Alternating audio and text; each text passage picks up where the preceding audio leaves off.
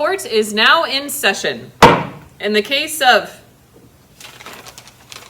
again, Peter, a disciple of Jesus, versus the people, I call the defendant to the stand. It is you. Hi, Judge. State your name. Peter. And what are the charges being brought against you this time? Cutting a man's ear off with a sword.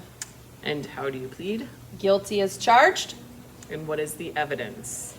The evidence against me is recorded in Matthew chapter 26, starting with verse 50.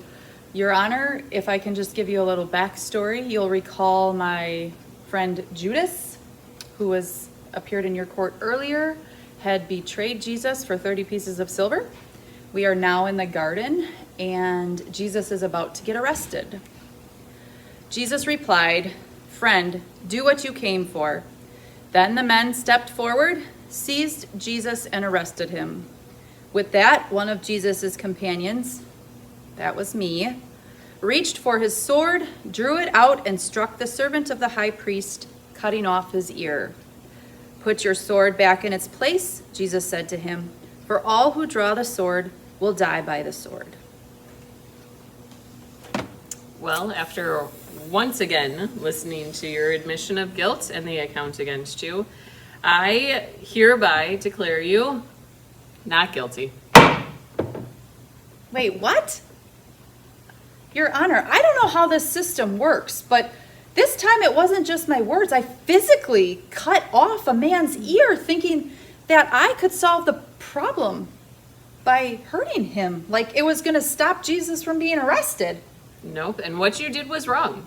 There is no doubt about that what you did is wrong. But I say that you are not guilty, and you may go free.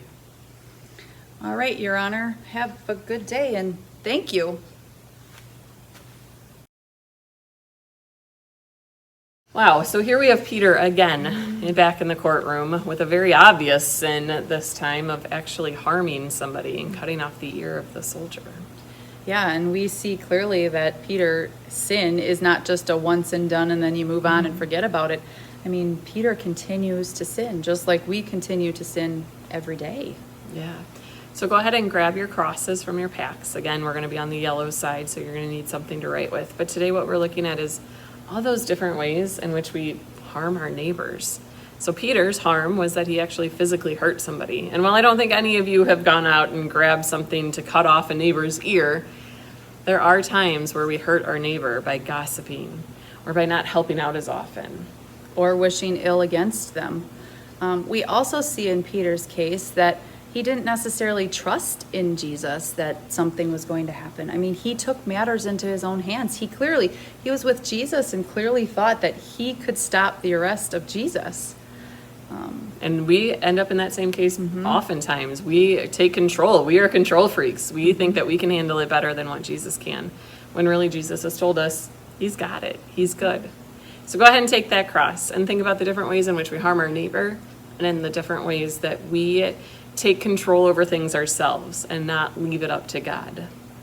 And I hope you guys all have a wonderful week, and we will see you here again next Tuesday. Have a good day.